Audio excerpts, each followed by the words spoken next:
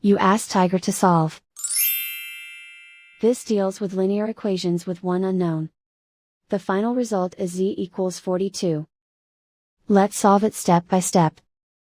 Move the negative sign from the denominator to the numerator. Swap sides.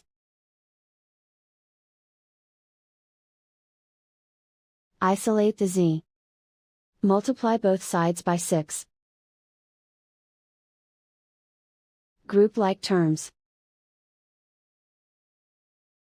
Multiply the coefficients. Simplify the arithmetic.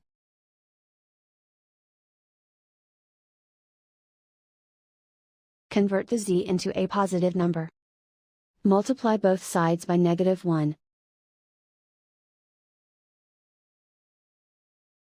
Remove the ones.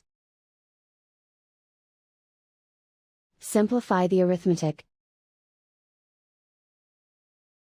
And so the final result is z equals 42.